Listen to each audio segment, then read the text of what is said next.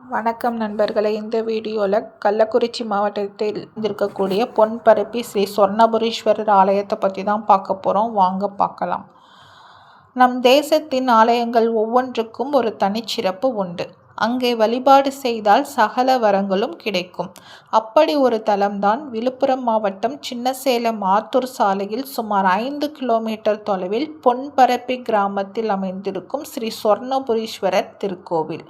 இயற்கை எழில் கொஞ்சம் இந்த கிராமத்தில் அமைந்திருக்கும் இந்த திருக்கோவில் தமிழர்களின் கட்டடக்கலைக்கும் பிரார்த்தன சிறப்புக்கும் சான்றே என்று சொல்லலாம். சுமார் 1300 ஆண்டுகளுக்கு முன்பு வானகோபராயன் என்ற குறுநில மன்னனால் கட்டப்பட்டது. ஒரு காலத்தில் இவனது ஆட்சியில் இவ்வூரில் செல்வம் கொழித்து பொன்னும் பொருளும் அளவற்று புழங்கியதால் இவ்வூருக்கு பொன்பரப்பி என்று பெயர் சூட்டி அழைத்திருக்கிறார்கள். இக்கோயிலை பற்றிய சுற்றுச்சுவர்களில் உள்ள கல்வெட்டுகளில் பல தகவல்கள் காண கிடைக்கின்றன. காசி போன்ற புண்ணிய தலங்களுக்கு சென்று 1000 சிவலிங்கங்களை பிரதிஷ்டை செய்து வணங்குவதன் மூலம் பெரும் பலன்களை இக்கோயிலுக்கு செய்யும் ஏதேனும் சிறிய அளவிலான திருப்பணியின் மூலமும் ஈசனின் தரிசனத்தின் மூலமும் பெறலாம் என்கின்றன கல்வெட்டுக்கள். இங்கு அருளாட்சி செய்யும் சொர்ணபுரீஸ்வரர் 16 முகங்களை கொண்ட சோடசலிங்கமாக அருள்பாலிக்கிறார்.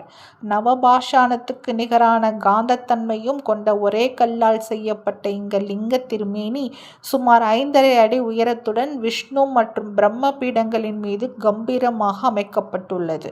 சோடசலிங்கம் பல சிவாலயங்களில் இருந்தாலும் இங்கு லிங்கம் மட்டுமின்றி விஷ்ணு பிரம்ம பீடங்களும் 16 முகங்கள் கொண்டதாகவும் வடிவமைக்கப்பட்டுள்ளதால் உலகையே கட்டியாளும் மும்மூர்த்திகளும் ஒரே வடிவமைப்பில் இணைந்திருப்பது தனிச்சிறப்பாகும்.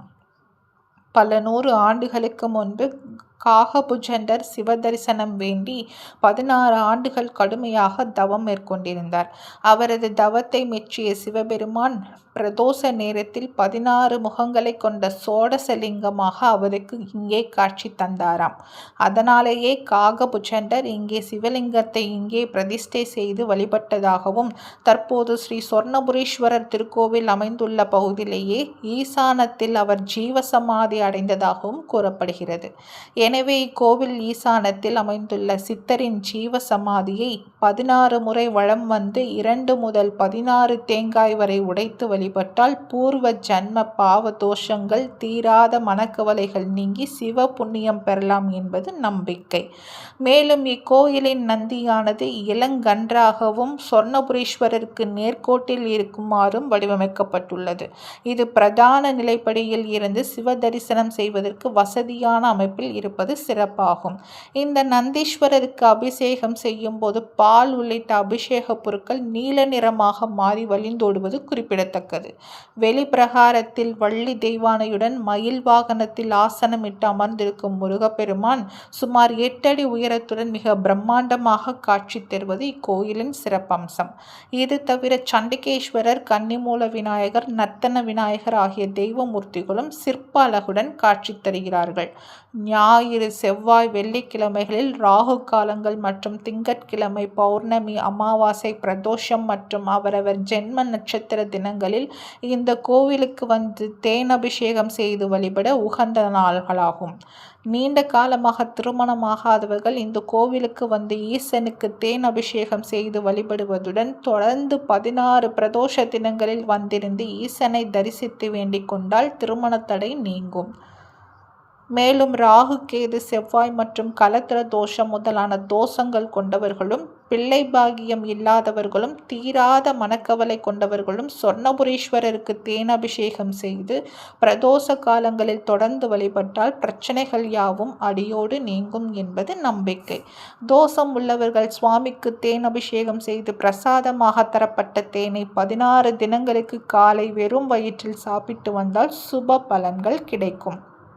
இந்த தலத்தில் சிவபெருமான் முனிவருக்கு காட்சியளித்தது பிரதோஷ வேளை என்பதால் இந்த ஆலயத்தில் பிரதோஷ வழிபாடு விமரிசையாக நடைபெறுகிறது.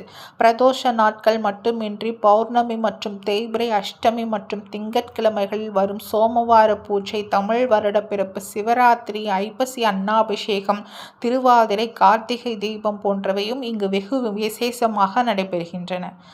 வாய்ப்பிருக்கும் நண்பர்கள் சொர்ணபுரீஸ்வரர் ஆலயம் சென்று வாருங்கள். உங்கள் கவலைகள் அனைத்தும் நீங்கிவிடும். இந்த வீடியோ உங்களுக்கு பிடிச்சிருந்தா லைக் பண்ணுங்கள், ஷேர் பண்ணுங்கள், சப்ஸ்கிரைப் பண்ணுங்கள். மறக்காமல் அடுத்து வணக்கம் நண்பர்களே. இந்த வீடியோவில் விழுப்புரம் மாவட்டத்தில்